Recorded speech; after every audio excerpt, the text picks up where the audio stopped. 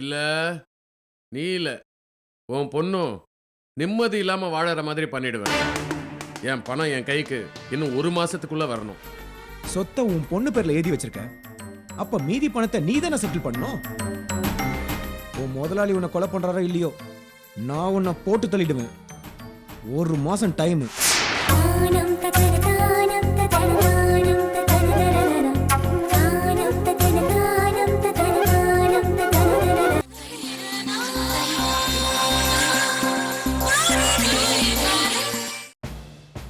அந்த ஆள் எனக்கு மட்டும் எதிரி இல்லை, இந்த வீட்டுக்கே எதிரி.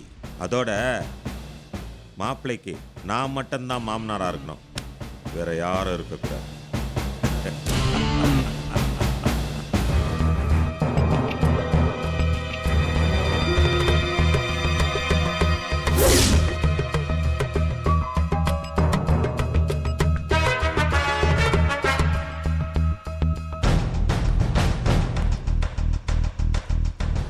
வாங்க மாப்பிள்ள, இப்பதான் ஆபீஸ்ல இருந்து வரீங்களா? வாங்க.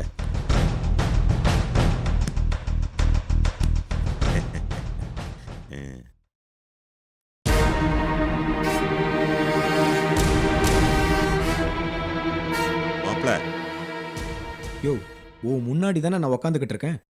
எதுக்கு மாப்பிள்ள ஏலம் போட்டுக்கிட்டு இருக்க? வாயை மூடிட்டு சும்மா இருக்க மாட்டியா? மாப்பிள்ள, என்ன இருந்தாலும் மாமனார் முன்னாடி கால் மேல கால் போட்டு உட்கார்ந்து இருந்தா மரியாதை இல்லை மாப்பிள்ள. யோ, என் கால் மேல காலை போட்டா என்ன, கைய போட்டா என்ன? உன் தலை மேல வைக்கல, அதுக்காக சந்தோஷப்படு. மாப்பிள்ள இப்படி பேசினதே இல்லையே, ஏன் இப்படி ஏடா கூடமா பேசிட்டு இருக்காரு? ஒருவேளை தண்ணி அடிச்சிருப்பாரோ? யோ, என்ன ரொம்ப யோசிக்கிற? நான் ஒன்னும் யோசிக்கல மாப்பிள்ள. யாரு மாப்பிள்ள யாரு மாமான்னு முடிவு செய்ய வேண்டியது யாரு? யாருன்னு கேக்குறேன். நீங்க தான் மாப்பிள்ள. தெரியுதுல்ல? அப்படின்னா வாயை பொத்திக்கிட்டு உக்காரு. உன் பொண்ணு வேணா எனக்கு பொண்டாட்டியா இருக்கலாம்யா, ஆனா நீ எனக்கு மாமனார் இல்ல. ஏன்னா நீ அந்த மரியாதையோட நடக்கல. அதனாலதான் உனக்கு இந்த அசிங்கம். வென வச்சவன் வெனைய அறுப்பான். நீ விதைச்ச வெனைய தானே இப்ப அறுவடை பண்ணிட்டு இருக்க. எப்படியா, மகசூல் அருமையா இருக்கா? மன்னிச்சிருங்க மாப்பிள்ள, அப்ப நான் இருந்த நிலைமை வேற, இப்ப நான் இருக்கிற நிலைமை வேற. அதுதான். அதனாலதான் நானும் சொல்றேன், அப்ப நான் இருந்த நிலைமை வேற, இப்ப இருக்கிற நிலைமை வேற. இனிமே நான் மேல, நீ கீழே. என்ன? சரி மாப்பிள்ள. இவ்வளவு நாள் இந்த வீட்ல உங்களை சேர்த்ததுக்கு காரணம் கீதா தான். கீதாவுக்காக தான் உன்னை நான் மனுஷனாவே மதிச்சேன். மதிச்சா மாதிரி நடிச்சேன். ஆனா நீ எனக்கு செஞ்ச துரோகத்துக்கு உன்னை கண்டம் துண்டமா வெட்டி இருக்கணும்.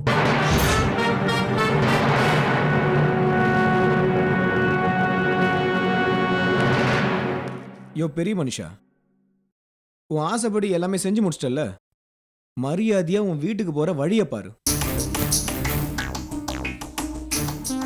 இனி இந்த பக்கம் உன்னை பார்த்தேன் தொலைச்சிடுவேன். இதுக்கு மேல இந்த பக்கம் வந்தேன்னு வச்சுக்கோ, என் வீட்டுக்கு வெளியில இருக்கிற செருப்புக்கும் உனக்கும் ஒரே மரியாதை தான்.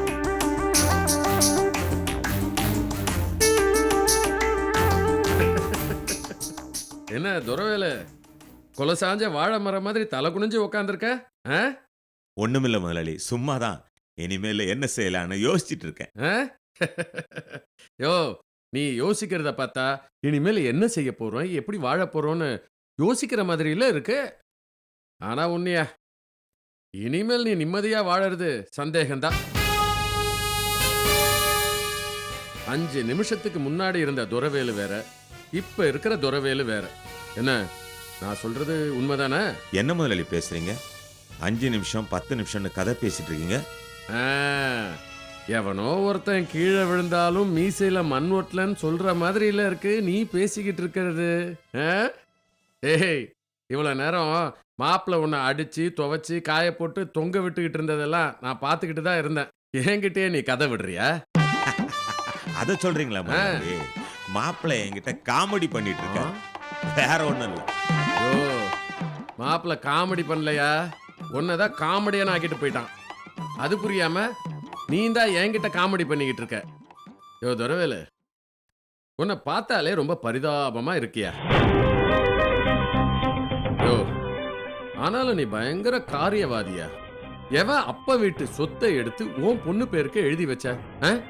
நீ செஞ்ச துரோகத்துக்கு மாப்பிள்ள உனக்கு வச்சாம் பாரு சூடு, எனக்கே சும்மா கிர்ன்னு ஏறிடுச்சியா? மாப்பிள்ளைக்கு நான் துரோகம் பண்ணல. ஏன்னா மாப்பிள்ளைய விட என் பொண்ணு தான் எனக்கு ரொம்ப முக்கியம். அவ வாழ்க்கை நல்லா இருக்கிறதுக்காக தான் நான் அப்படி செஞ்சேன். இது ஒண்ணு எனக்கு பெரிய தப்பா தெரியல முதலாளி. ஓ, சொத்தை என் பேர்ல எழுதி வச்சிருந்தா அது துரோகம்.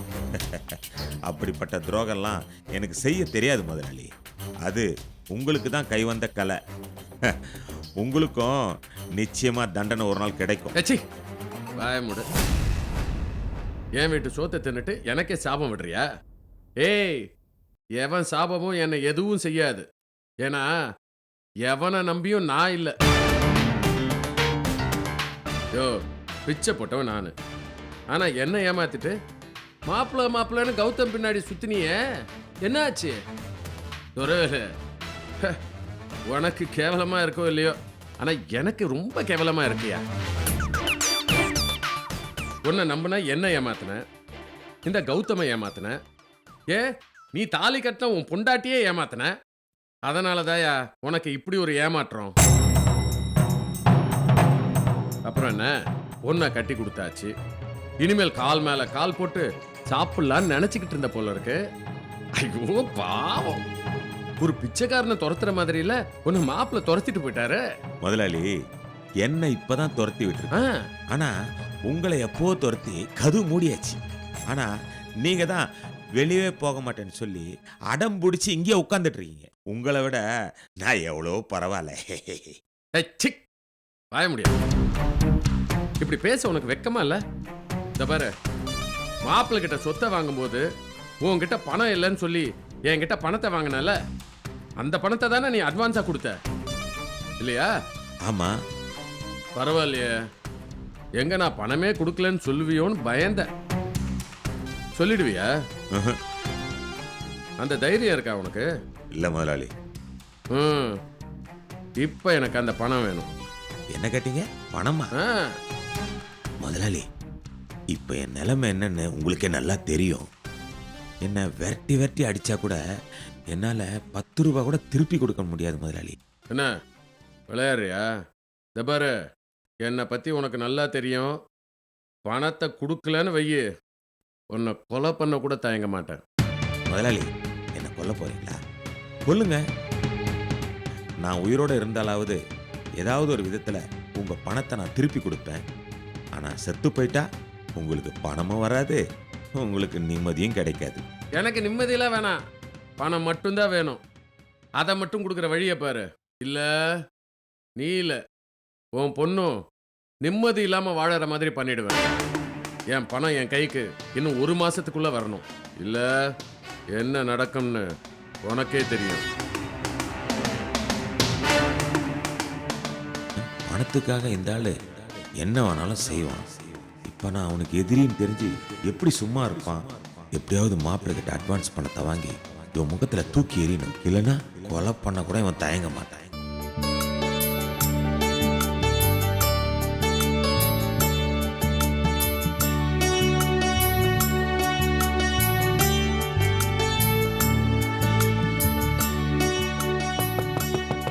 மாப்பிள்ள, மாப்பிள்ள.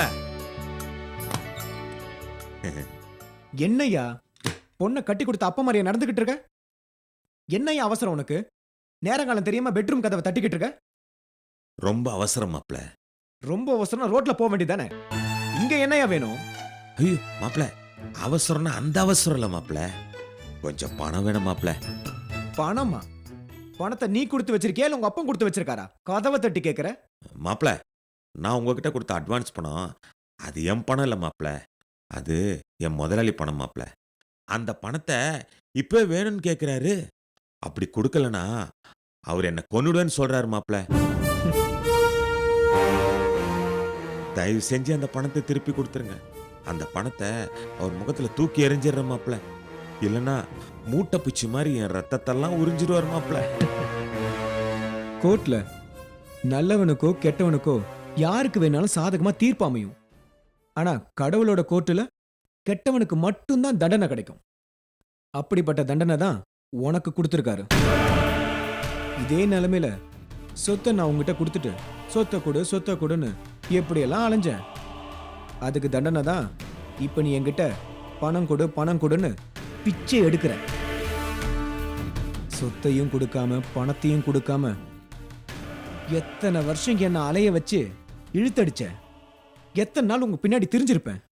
அதுக்கு தண்டனையா தான் உங்களுக்கு வட்டி முதலமா திருப்பி கொடுத்துட்டு இருக்கேன்.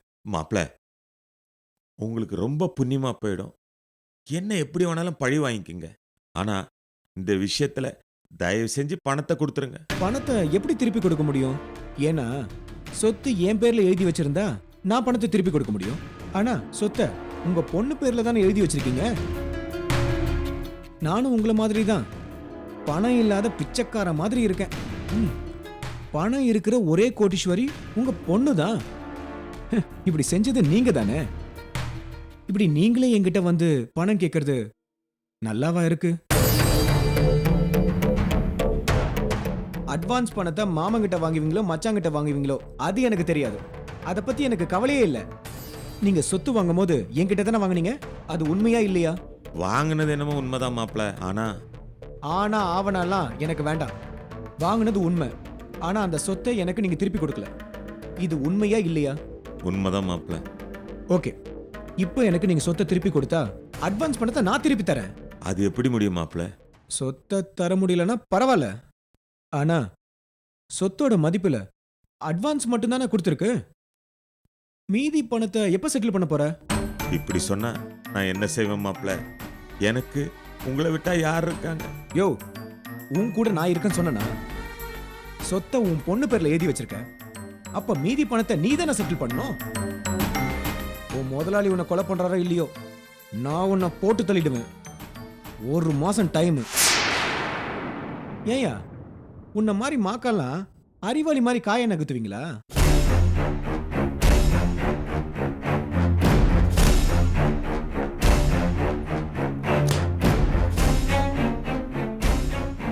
அடப்பாவீங்களா, கெட்ட நேரம் வரும்போது கெட்டது நடக்குன்னு சொல்லுவாங்க. இப்படி 2 பேரும் மாத்தி மாத்தி கொன்னுடுவேன்னு சொல்றாங்களே. பொண்ணு வாழ்க்கை நல்லா இருக்கணும்னு சொல்லி அவ பேர்ல சொத்து எழுதி வச்சா நம்ம வாழ்க்கை தான் பலியாடும் போல் இருக்க. எவங்கிட்ட போனாலும் எமனல்ல கண்ணில் காட்டுறாங்க. சரி, என்ன நடக்குதுன்னு பார்ப்போம்.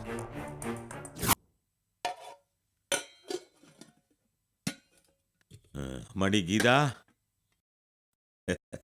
வாங்கப்பா. ஏதாவது சாப்பிடுறீங்களா? வேணாம்மா, சாப்பிட்டம்மா. எங்கப்பா சாப்பிட்டீங்க? எங்க ஹோட்டல்ல தாம்மா. உங்க அம்மா இருக்கும்போது வகை வகையா சமைச்சு போடுவா.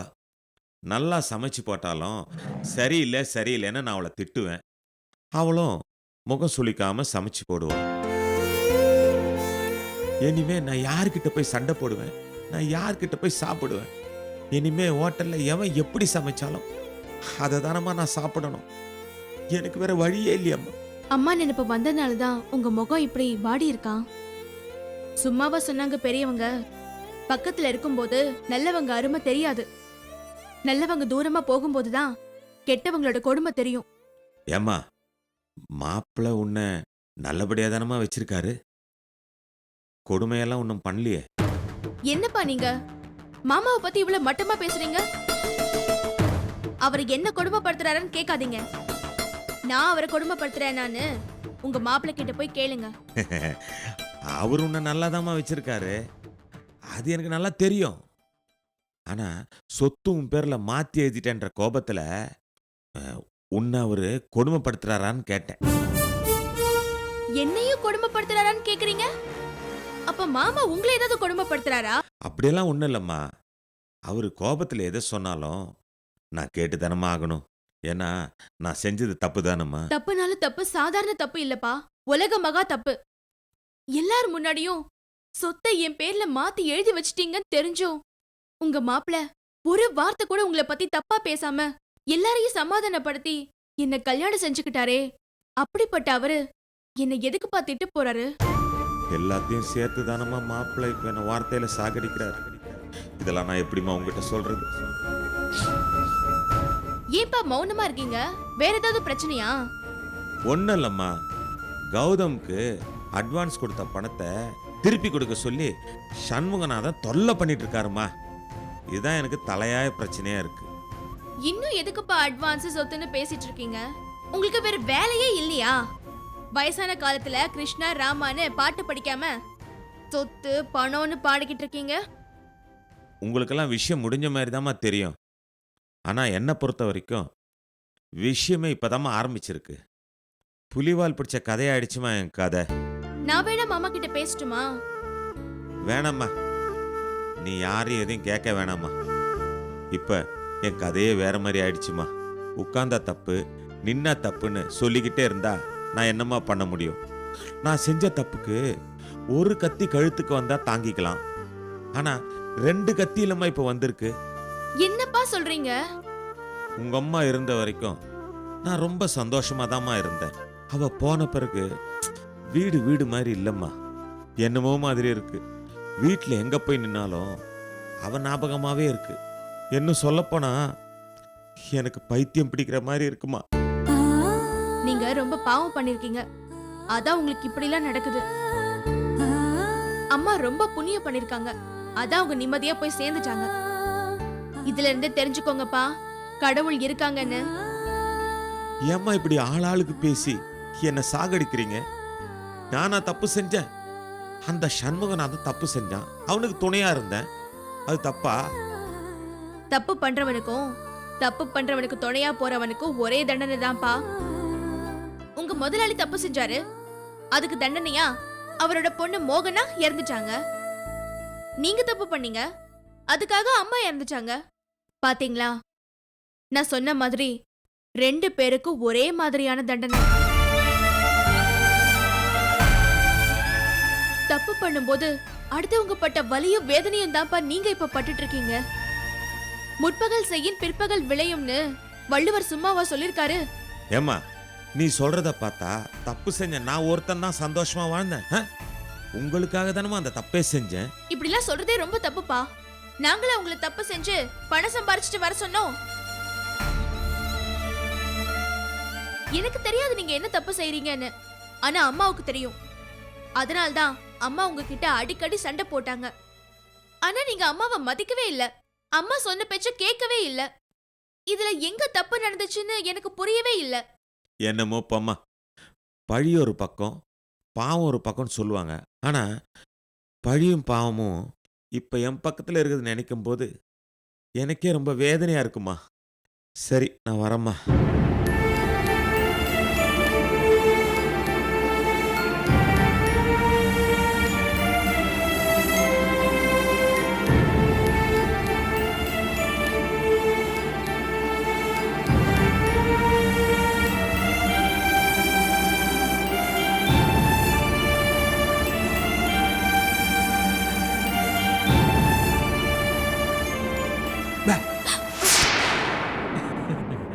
என்ன மாமா, தனியா இருக்கிற என்ன இப்படியே பயமுறுத்துவீங்க? எப்படி பயந்துட்டேன் தெரியுமா?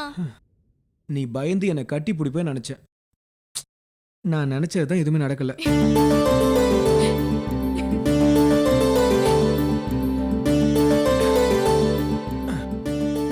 கீதா, கீதா தூங்கிட்டாளா?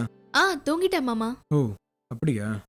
மாமா, அப்பா வீட்டுக்கு வந்திருந்தாரு. என்னவா? ரொம்ப டிஸ்டர்ப்டா இருந்தாரு.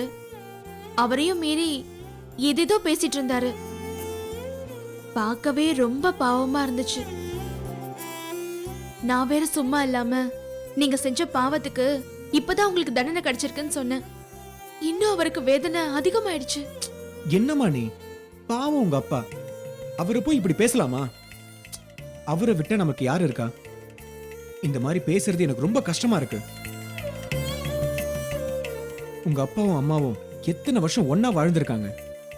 ஒருத்தர் இருக்கும்போது இன்னொருத்தர் இல்லனா அந்த வாழ்க்கை எவ்வளவு நரகம் தெரியுமா? அனுபவம் பேசுதுன்னு நினைக்கிறேன். உண்மைதான் கீதா. மோகனா இருந்தப்ப அவளோட அருமை எனக்கு தெரியல. ஆனா அவ இல்லாத போது ஒவ்வொரு நிமிஷமும் ரொம்ப கஷ்டமா இருந்தது. அந்த மாதிரி தான் உங்க அம்மா இல்லாததால உங்க அப்பா ரொம்ப வேதனைப்படுவார்னு நினைக்கிறேன். அம்மா இல்லாத வேதனை ஒரு பக்கம் இருந்தாலும் சண்முகநாதன் அங்கிள் வேற பிரச்சனை பண்ணிட்டு இருக்காராம்.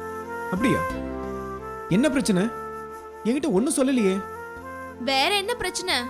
பணம் தான் பிரச்சனை. இந்த நேரத்துல அப்பாவை பணம் கேட்டு தொந்தரவு பண்ணிட்டு இருக்காராம் உங்க மாமா. எந்த நேரத்துல என்ன பேசணும்னு அவருக்கு தெரியாது. என்ன பண்றது? 2 பேரும் ஒரே குட்டையில ஊர்ன மட்டைங்களாச்சே. நான் மாமா கிட்ட பேசி பார்க்கறேன். சரி மாமா. அப்புறம் உங்க அப்பா விஷயம் கேள்விப்படும் போது ரொம்ப பாவமா தான் இருக்கு. வீட்ல தனியா இருந்தா இந்த மாதிரி தான் ஆகும். இன்னும் சொல்ல போனா பைத்தியம் கூட பிடிக்கும். ஐயோ, என்னங்க இப்படி பயமுறுத்துறீங்க? நான் பயமுறுத்தல கீதா, உண்மையை தான் சொல்றேன். அதனால தான் பேசாம நம்ம வீட்லயும் தங்க சொல்லு. என்ன கீதா யோசிக்கிற? உங்க நல்ல மனசு எனக்கு நல்லாவே புரியுது. ஆனா அப்பா நம்ம வீட்டுக்கு வர மாட்டாரு. ஏன் வரமாட்டாரு? சண்முகநாதன் அங்கிள் இதே வீட்ல தானே இருக்காரு. 2 பேரும் ஒரே வீட்ல இருந்தா அடிக்கடி சண்டை போட்டுக்கிட்டே தான் இருப்பாங்க. அதனாலதான் சரியா வராதுன்னு நான் சொன்னேன். தமிழக்கா நம்ம வீட்டுக்கு வந்ததும் சண்முகநாதன் அங்கிளுக்கு ஒரு முடிவு கட்டி வெளியே அமிச்சிடலாம். அதுக்கப்புறம் அப்பாவை வர வச்சு பாத்துக்கலாம். என்ன சொல்றீங்க? இதுல நான் சொல்றதுக்கு என்ன இருக்கு கீதா? வீட்டுக்கும் சொத்துக்கும் மகாராணி நீதான். நான் வெறும் காவலாளி தானே. நான் சொல்றதுல என்ன இருக்கு? நீ எஸ்ன்னு சொன்னா நான் எஸ்ன்னு சொல்ல போறேன். நீ நோன்னு சொன்னா நோன்னு சொல்ல போறேன். போங்க மாமா, நீங்க ரொம்ப கிண்டல் பண்றீங்க. கிண்டல்லாம் இல்லம்மா, உண்மையை தான் சொல்றேன். ஆமா, எப்போ நீ அடுத்தவங்களுக்காக தான் பேசிக்கிட்டே இருக்க, நமக்காக எதுவுமே பேச மாட்ற. நான் சொன்ன விஷயத்துக்கு இன்னும் எனக்கு பதிலே நீ சொல்லல. என்ன விஷயம் மாமா? என்ன கேட்டீங்க? பாத்தியா, எல்லா விஷயத்தையும் ஞாபகம் வச்சிருக்க. ஆனா நான் சொன்ன ஹனிமூன் விஷயத்தை மட்டும் மறந்துட்ட. நான் ஒண்ணு மறக்கல மாமா. இப்போ நம்ம வீட்ல நடக்கிற பிரச்சனைய பார்த்தா நம்ம ஹனிமூன் போற மாதிரியா இருக்கு. எல்லா பிரச்சனையும் நல்லபடியா முடியட்டும், தமிழக்கா வீட்டுக்கு வரட்டும், அப்புறம் போலாம். என்ன சொல்றீங்க? நான் இந்த கதையெல்லாம் கேட்கல. உனக்கு எஸ்ஸா நோவா அதை மட்டும் சொல்லு. இப்ப நோ. ஓகே, அப்போ எனக்கும் நோ. சரி, நான் ரிஃப்ரெஷ் ஆயிட்டு வரேன். சரி.